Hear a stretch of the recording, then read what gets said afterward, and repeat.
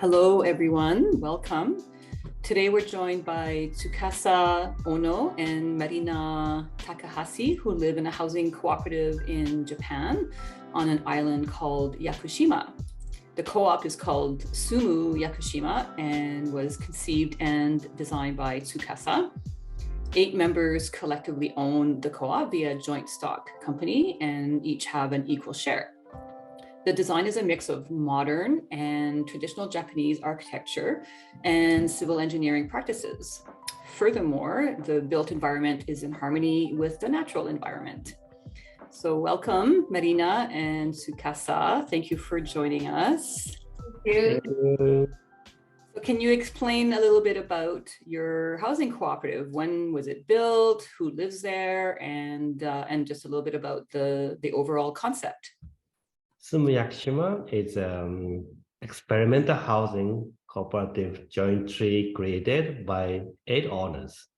We started during COVID season, so it was in April 2020. Because we left Tokyo due to COVID-19 and stayed in Yakushima for a long time. We and my family, my friend's family, were staying at the guest house in Yakushima next year. It ran by my friend. The cooperative housing idea came up at that time.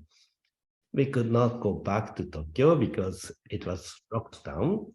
However, it was not a good idea to stay longer at this guest house.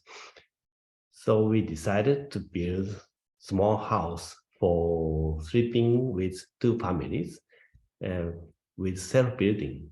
At first, there was no concept about this project. Just build like a small shed. But we discussed every day what kind of building we want to live. The more we talked, the more the theme of the project grew, and size of the building also gradually increased. Accordingly, the cost have increased too. It's a big problem. Therefore, I invited a total of 8 friends to the project to raise funds and completed the project with a background. Finally, we ended up creating regenerative architecture that makes nature more positive. And Sumu means that there are 2 meanings. One is living, one is become clear. Like a cleansing. Like a cleansing. So if you live in Sumu, nature will become more clear. So that's the whole concept of Sumu. And so can you describe the island of Yakushima and where it's located in relation to Japan? Yes, Yakushima is a very, very small island located in the south of Japan. It's very south, but it's not like a tropical island. It looks tropical, but not that tropical. Mm-hmm. The Yakushima is known as a UNESCO World Heritage, Natural Heritage, and we have heavy rain here, about 3 times heavier than our village of Japan. So it helps to grow Japanese cedars here for over 1,000 of years. So, yeah, I read somewhere that you receive 800 millimeters of rain every year. Yeah, that's a lot of rain. Yes.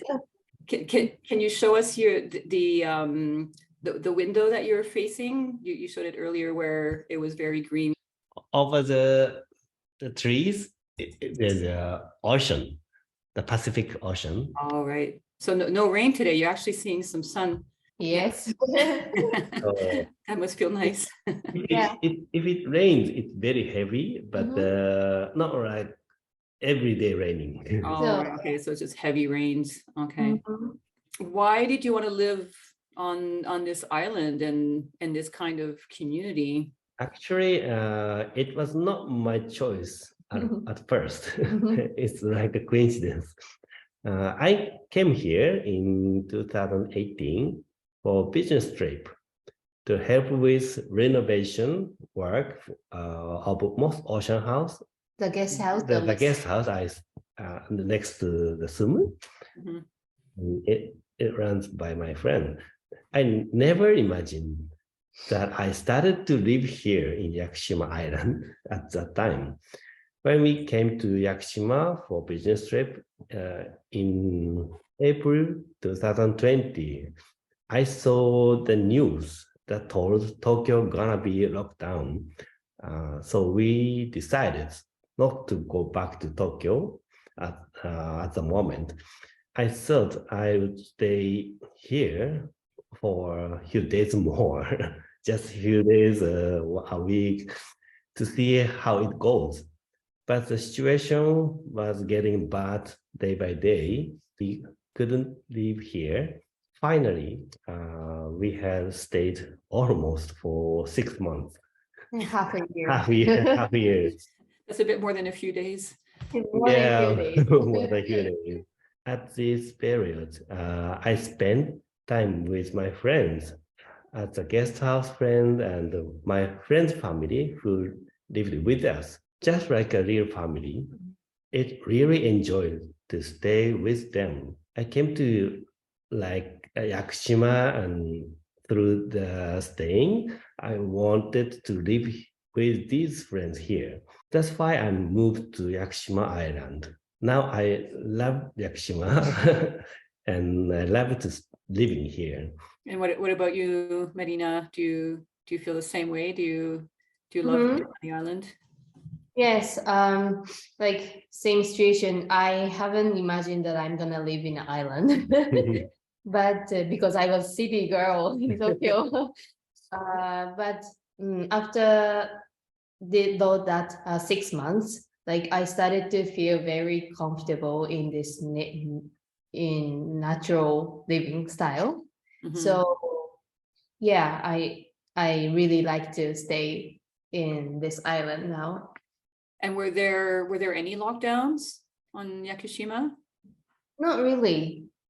Not really. Not so. Not so strict.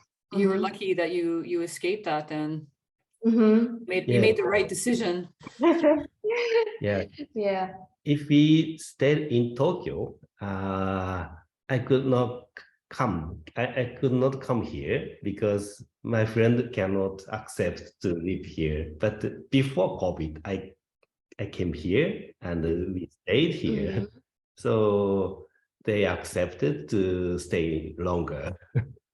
So there's nobody around here, so we don't need to, wear the mask, and we just having fun, going to the ocean, going into the river. So it was amazing time for us.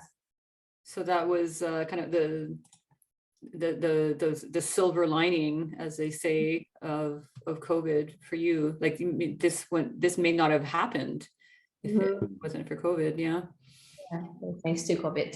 That's the only thing you can be thankful for COVID. Yeah.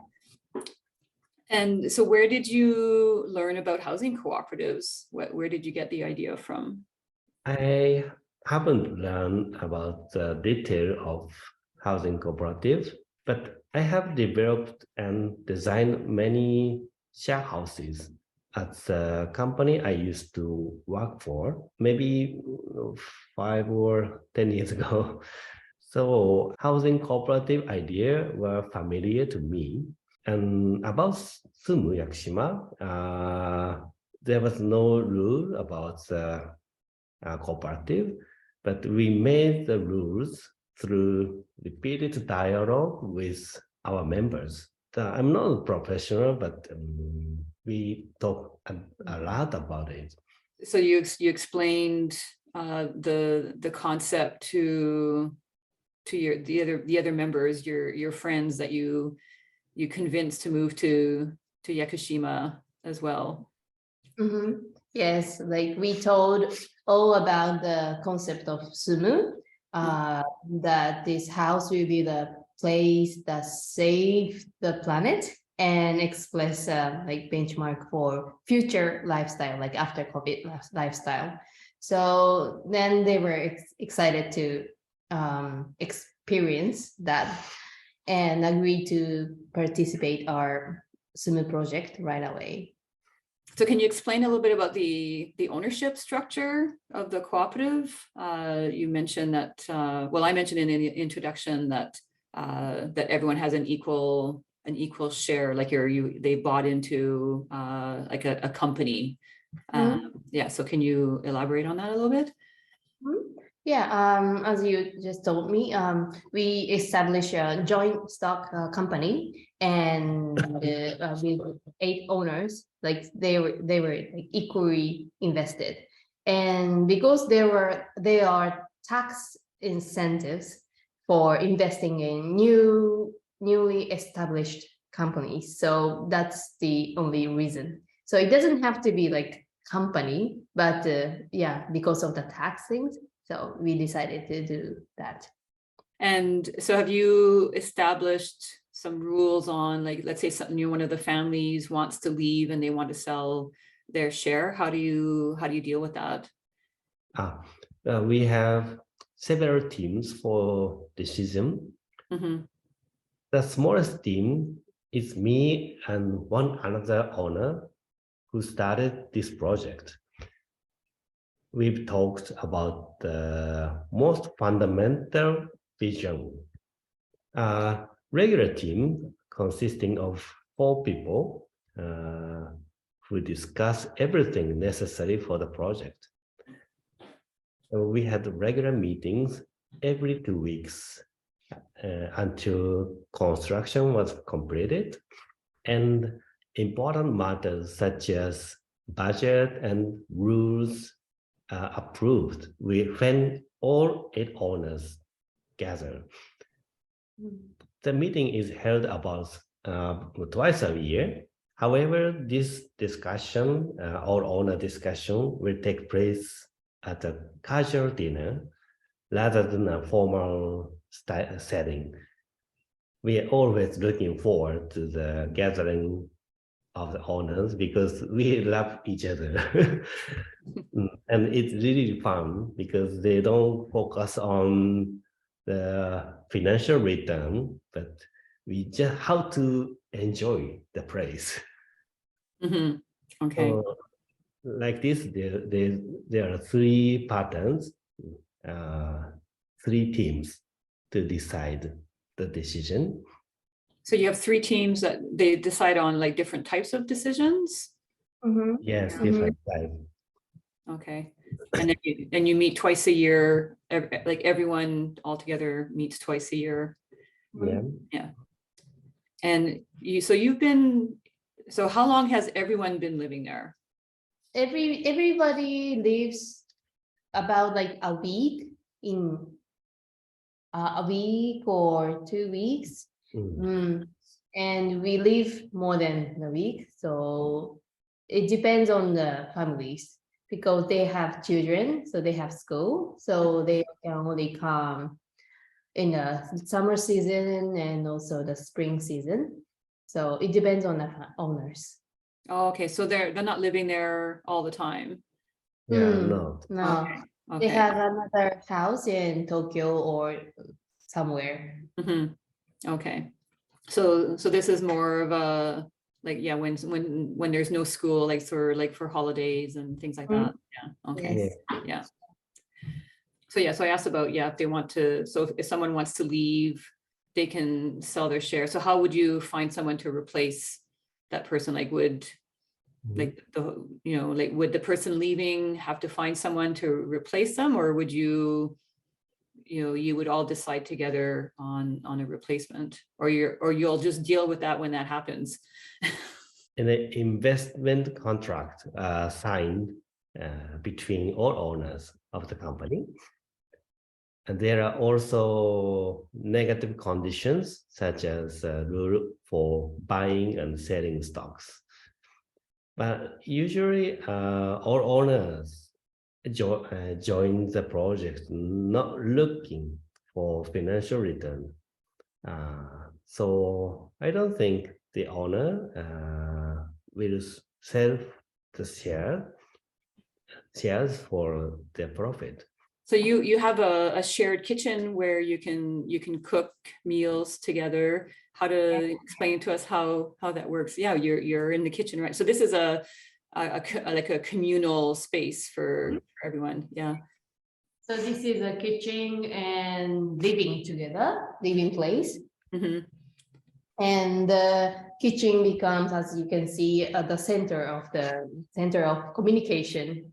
So all guests can gather and use the shared kitchen, of course, and it's spacious enough for like multiple guests to use at the same time. So yesterday, last night, no, 2 days before, we just had a like Chinese dinner party. So we made a dumpling together. So we made like hundreds of dumplings. So it's enough space.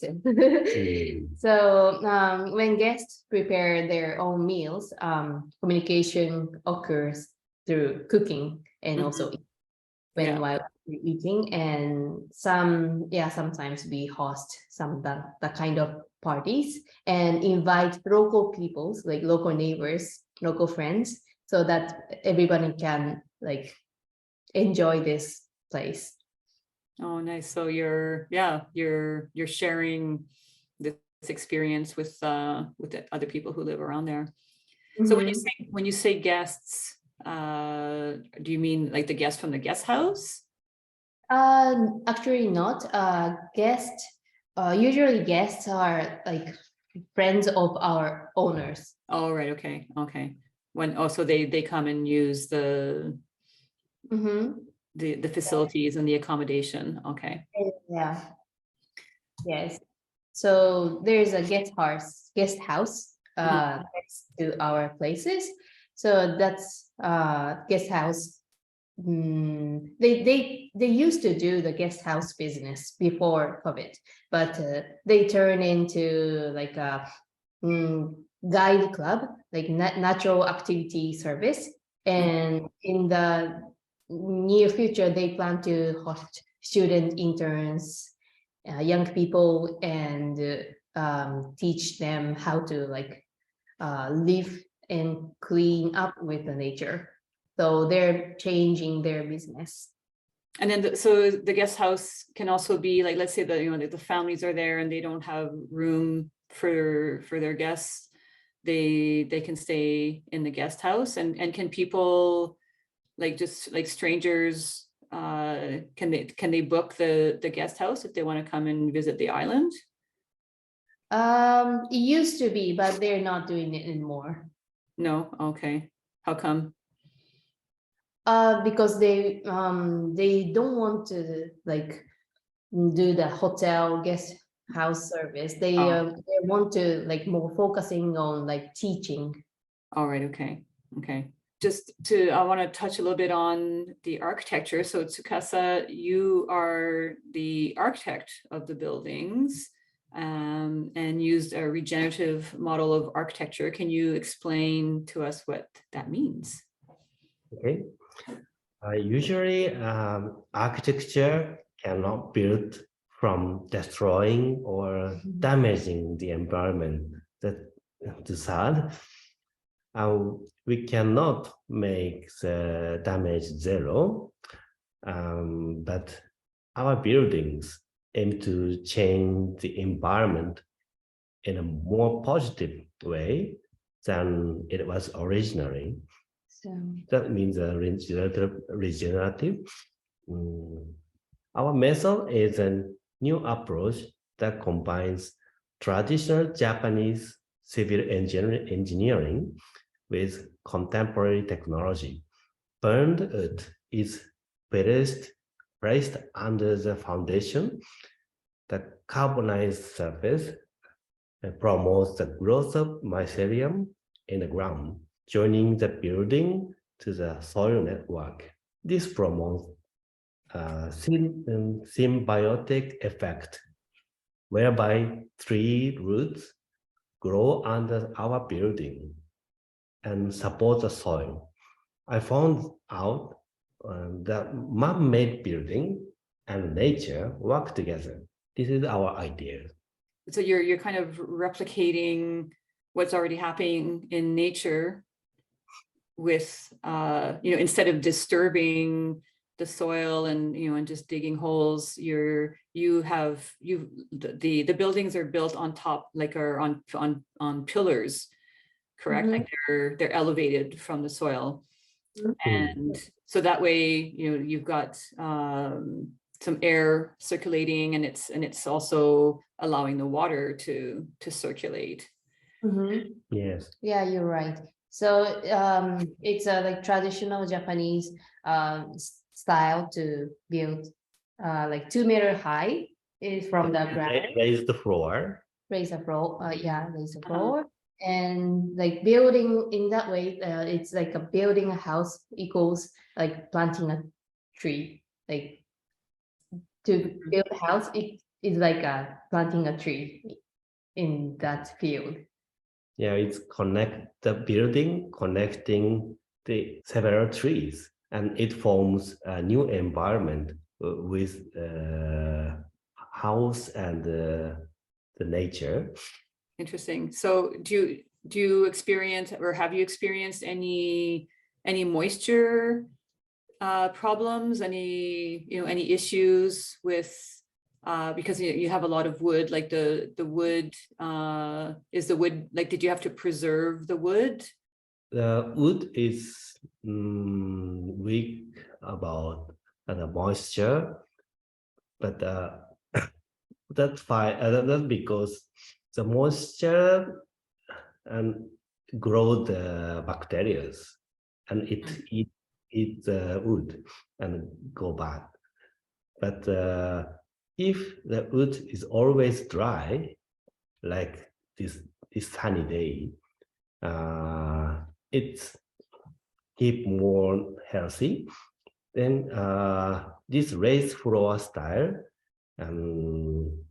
make dry all the time. Airflow. Airflow. Yeah. Makes the wood dry. So it's more healthier than the usual building, like puts the concrete base. Foundation, yeah. And no spaces to airflow. Okay, yeah. Oh, that's good. And especially where you are with all the rain, that's even more important to allow that airflow and the water flow as well. Can you talk about the sustainability features of the buildings and what how you light and heat your homes?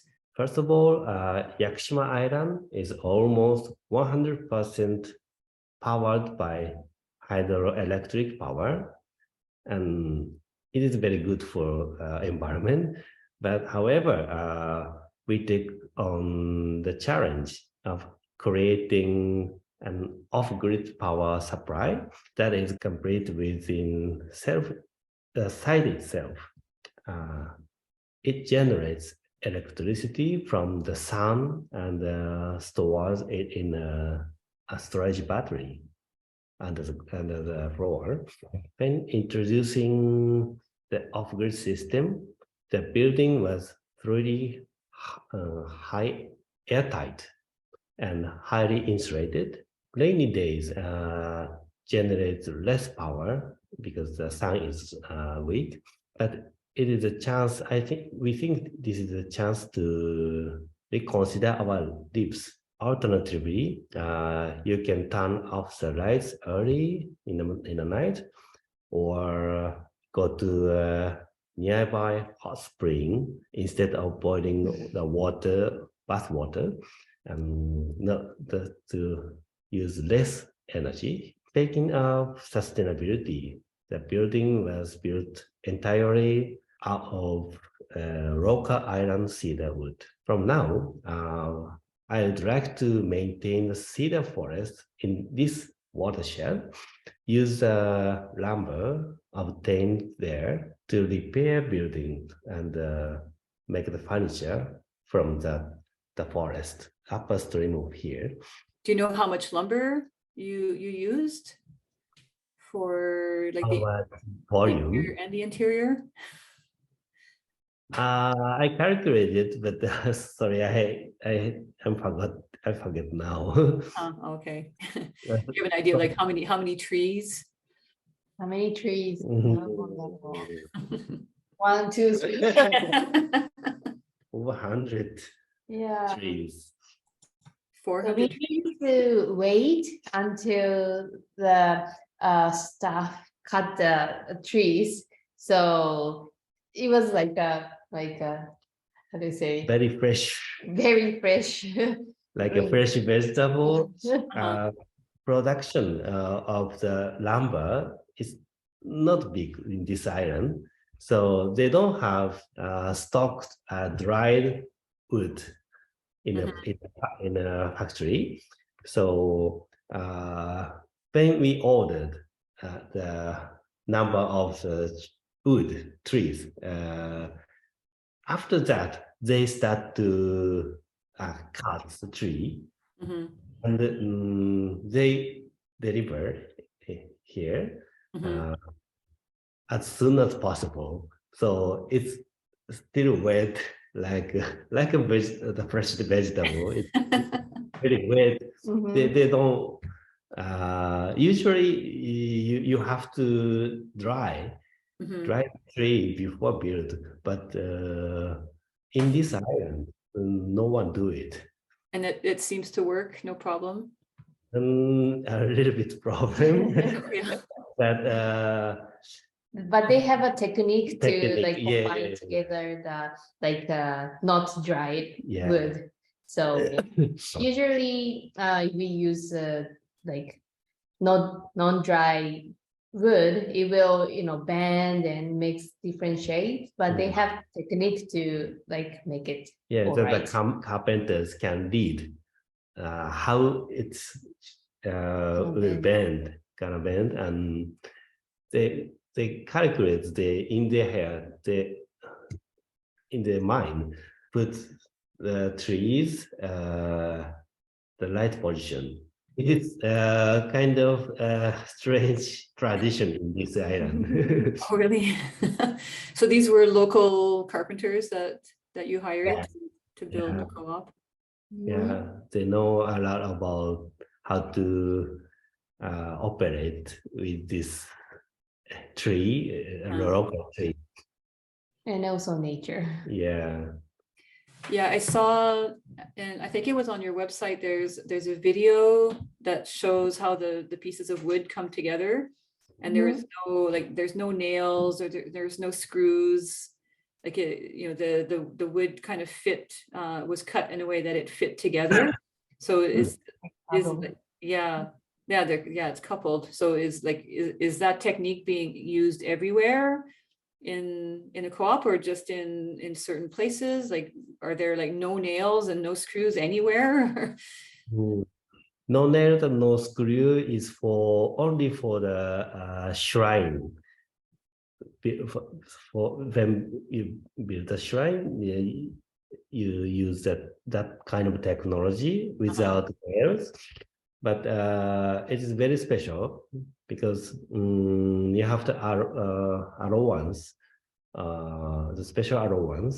Usually we use both combined technology, like traditional wooden shape and structure with nails and screws. screws. Uh-huh.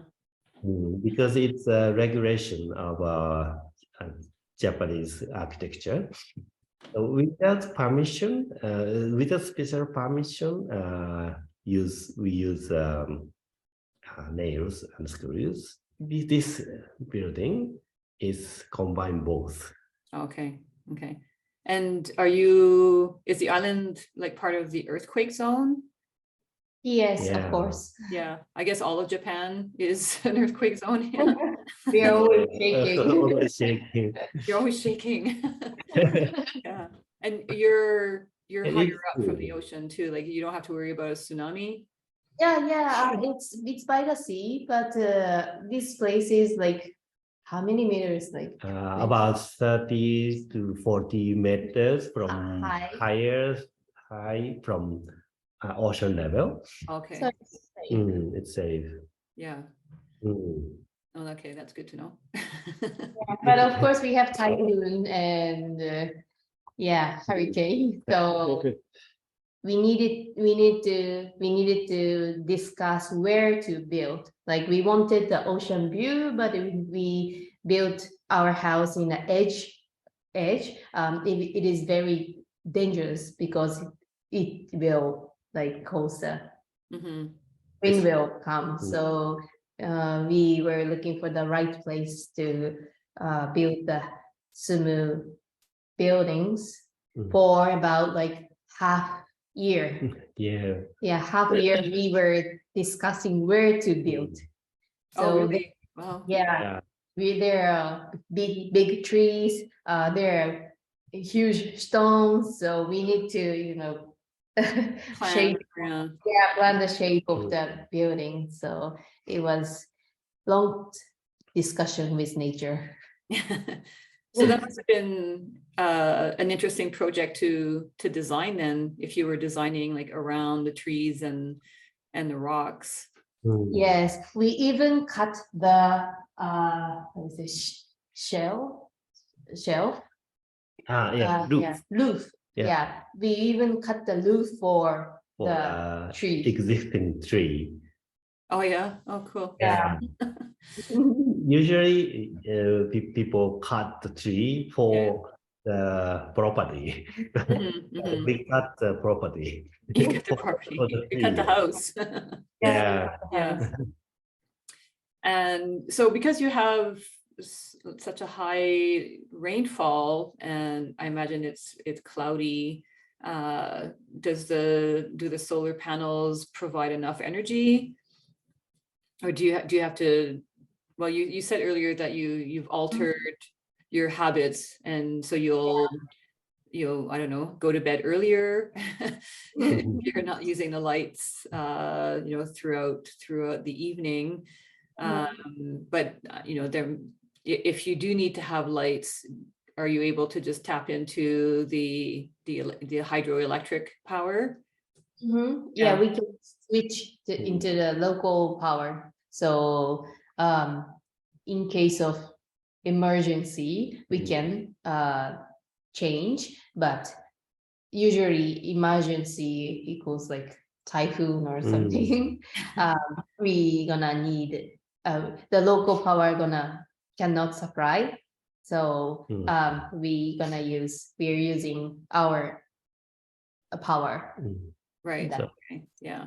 Every time typhoon come, the local electricity will down because of the strong rain and the wind. And they try to recover it, but it takes time because the strong typhoon is now coming, and it's hard to recover. So usually they recover 12 hours, almost one day. And no electricity can supply. So we have a battery here, switch to the off-grid system. Then we can use the electricity in every occasion. Also on your website, it talks about the agricultural part of the co-op. So you're hoping to farm part of the land. Can you tell us a little bit more about these plans of yours? Yes, we got a farm field about 4,400 square meters. So it's quite huge. And we got it 2 years ago, but before 2 years ago, they used the field where like pesticides were used. So it wasn't like normal farming place. So we are working to regenerate, make it regenerate the soil damage to get organic foods. So we are trying to grow natural grasses and make diverse nature system there. So finally, from this year, we will be able to grow just beans and natural herbs in the fields. So together with my friends, me and Tsukasa cannot do all the fields. So we have created a system for sharing fields, the sharing farms, so that local people who wants to do the organic farming can participate and learn about regenerative farming. And can you grow all year round? Yes, of course. Yeah. Oh, nice. So can you tell us the story about you have neighbors who have an orange grove, and they were using pesticides, and then you went and talked to them. So can you tell us that story? Yes, thank you. There is a mandolin orange field in the upper stream of our site, and it was becoming an abandoned farmland due to the aging of the owner, sadly. And when we heard that they were short of manpower to do the land and were forced to use herbicides, we decided to help them with their work. So in return, we got so many oranges from them these days. So we cannot never eat them. So we are making jams and all the other orange juice or making it in another things. We believe that we should help each other in units of watershed, because each places has a responsibility to for the water circulation. So Sumu is in the edge of the island, and if we use the chemical things, it will damage the ocean. And if we damage the ocean, ocean's water gonna rain in the upper place, and so we believe that everyone has a responsibility for the water circulation. So it's really interesting how in establishing your co-op community, you've had a large impact on this part of the island that you're living on, changing the use of pesticides and herbicides by the farmer, and creating this agricultural land for organic farming, involving your neighbors and and your community. It must be, are people commenting on how they must be happy that that you're there, and that you're creating these opportunities? Yes, so I think communication is the important key. If we don't communicate, we couldn't know their problems. So we just go there and talk with neighbors, and what do you want for help, and it just happened. So yeah, communication is the key. Yeah, and knowing your neighbors, and that's the thing that you don't get so much in the city, where you don't know your neighbor, you don't necessarily know your neighbors. And so if you don't know if you don't talk to them, then you don't cooperate with them, and you're not creating a better environment, and helping each other out, which is what co-op, this is the beauty of co-op communities, is that neighbors know one another, and they can they can make decisions better together, and function in a democratic way, and that way people are they're living in a home that is really for them. And also the fact that you're inviting the larger community to to participate in in the agriculture, and helping your neighbors out with the oranges is, it's not just about living in your little house with your roof, and it's it's much bigger than that. Yeah, we believe so too. That's a true thing. Yeah, and because we can get like oranges, and also we can take guests to the farm and experience the like harvest activities. So we got plenty of like merit, plenty of like good. That's the reason that we can collaborate and we can like continue helping them. And do they sell their oranges? What do Not they- anymore. No. Not anymore. They used to sell, but they have no one who can like sell. So you're making jams and orange juice Mhm. and eating. They're getting lots of vitamin C. Yeah, vitamin C too, Yeah. and also we're trying to make like a craft beer by using like orange peels. Oh yeah. Yeah, if we my friends are trying to do so, if they just made it this if they're gonna make the beer, they're starting to like sell the beer so that it will make another money to care for the community. So Oh nice. I'm sure that'll be a popular item. yes. Orange We hope flavored so. beer. Yeah. Yeah.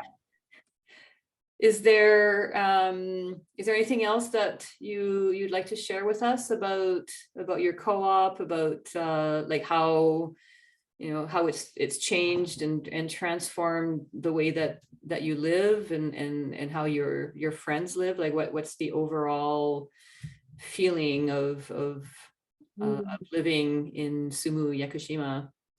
So it's very like every day we learn a lot. So like just living in this place. So it's very happy for us to learn very special things. And also now we are ready to like welcome other guests who is like interested in experiencing regenerative living. So, and yeah, we are happy to welcome and also share this knowledge like today to the world. So we are looking for like other friends or partner to do regenerative workshop in your places, or in not in here but also in your places, and do lecture or learning together. So yeah, we are now ready to welcome you. It must be a paradise for children. Yeah. How many children are there altogether in the co-op? How many? Over 10, 10 kids. Oh yeah. Including babies. Including babies. The oldest is 20 years old. 20, okay. Youngest is 0. Just born. Oh yeah. Yeah. And we have all owners were friends before this community formed, and the children is also growing together. Yeah, that is really nice. Very You're nice. lucky.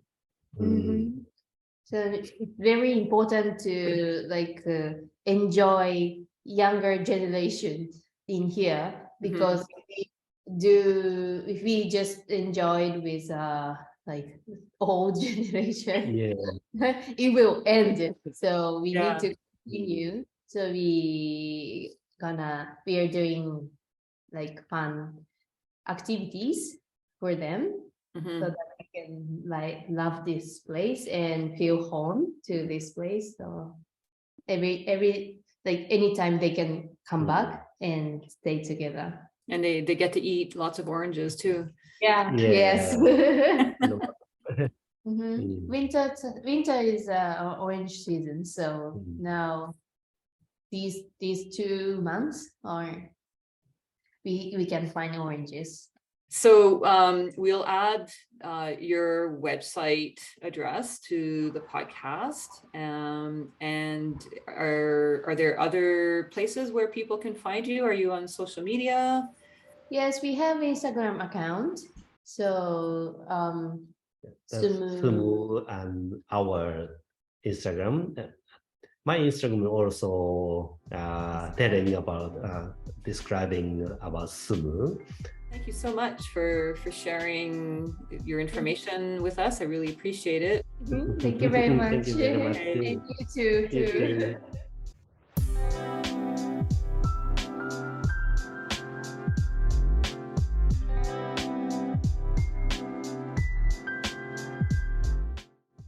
Thank you for listening to this latest episode of Co-op Conversations. We hope that it provided a better understanding of what life is like in a housing co-op.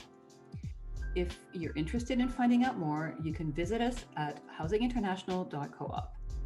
We feature many stories and resources on our website with useful tools, studies, and articles on topics ranging from governance to finance to sustainability and so on.